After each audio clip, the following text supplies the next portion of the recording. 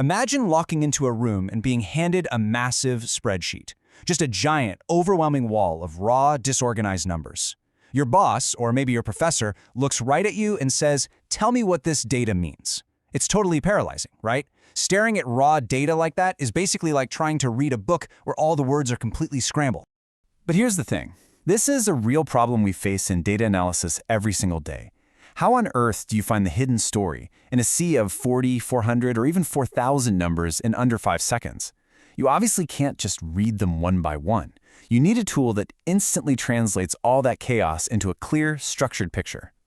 And that is exactly what we're going to unpack today. By the end of this explainer, you are going to completely understand the core concept of box plots, the formula behind the 5-number summary, and exactly how to apply it to real-world examples. Trust me, you will never be intimidated by a wall of numbers again. So, to actually read that hidden story in our data, we first need to build our visual framework. Let's dive right into how this actually works. Sometimes you'll hear this called a box-and-whisker plot, and you're going to see why in just a second. A box plot is entirely built upon something called a 5-number summary. You can think of this as the literal skeleton of your data. Step 1 is finding your minimum value, which is just the absolute lowest number. Step 2 is the first quartile, or Q1, which marks the first 25% of your data. Step 3 is the median, or Q2, that's your exact middle point. Step 4 is the third quartile, Q3, marking the 75% line. And finally, step 5 is your maximum value, the absolute highest number. Every single box plot is simply a visual drawing of these 5 exact points mapped out on a number line. Now, you might be wondering, hey, why use a box plot instead of just finding the average? It's a great question and honestly a super common point of confusion. After all, if we just want to summarize data, doesn't the average do exactly that? Well, imagine a town where half the year it's 0 degrees and the other half it's 100 degrees. The average is 50 degrees. But if you pack for 50-degree weather, you are going to freeze half the time and burn up the rest. You see, averages hide the extremes.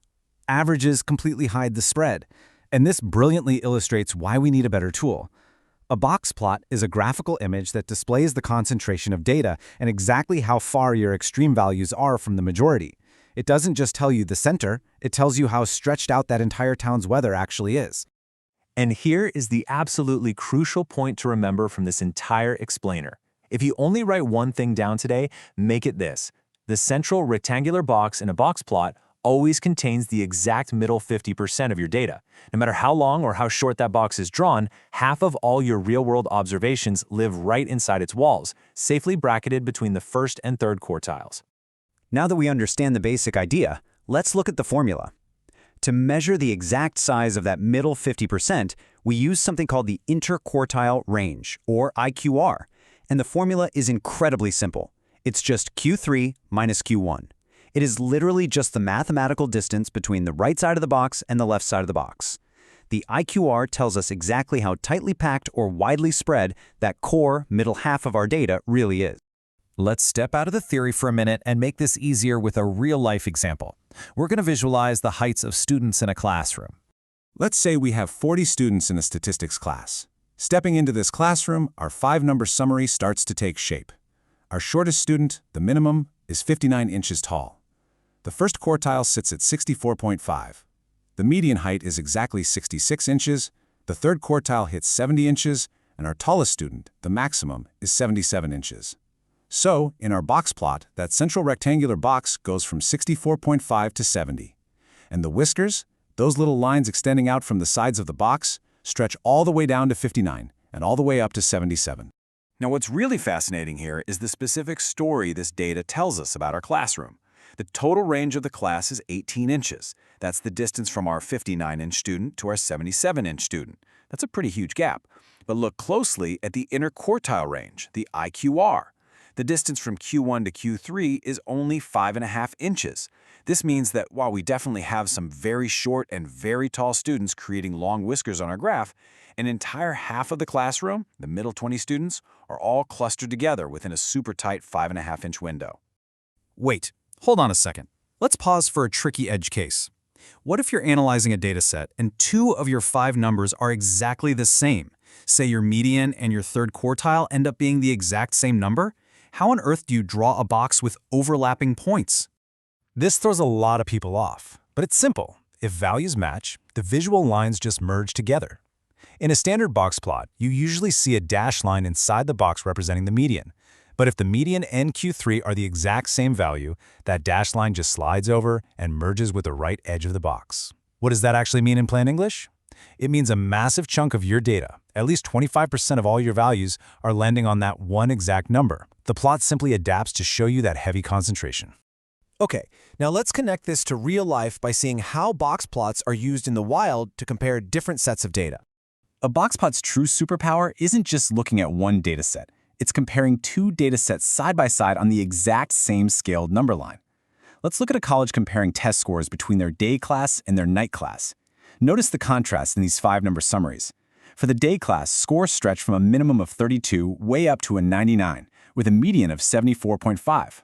But look at the night class. While their lowest score dipped down to a 25.5, their median sits much higher at an 81. If you were to draw these two box plots one right above the other, the story literally jumps off the page in under 5 seconds. Look at the day class. The middle 50% of their students have an IQR of 26.5 points. That is a massive box. It means there is huge variability. Day class students are scoring all over the place. Now look at the night class. Their middle 50% has an IQR of exactly 11 points. The box is incredibly tight and concentrated. Even though the night class had the absolute lowest single score, as a whole, the middle 50% of night students are far more consistent and reliable test takers. That is the magic of the box plot. You don't have to scan 80 individual test scores. You just look at the width of the boxes and you instantly know the behavior of those two classrooms. Before we wrap up, let's quickly summarize the key points so you have them completely locked in. A box plot is entirely built from a 5-number summary: the minimum, the first quartile, the median, the third quartile, and the maximum. Always remember that the central box holds the exact middle 50% of your data. The whiskers extending outward show you how far your extreme values stretch away from the pack. And finally, the interquartile range, or IQR, is your simple mathematical formula to measure the exact spread of that middle 50%. By mastering these 5 numbers, you can tame any wild spreadsheet and instantly see the story hiding inside. But understanding how data spreads out is really only half the battle. Now that you can brilliantly visualize the spread of data using box plots, in our next explainer, we're going to shift gears and learn the advanced techniques to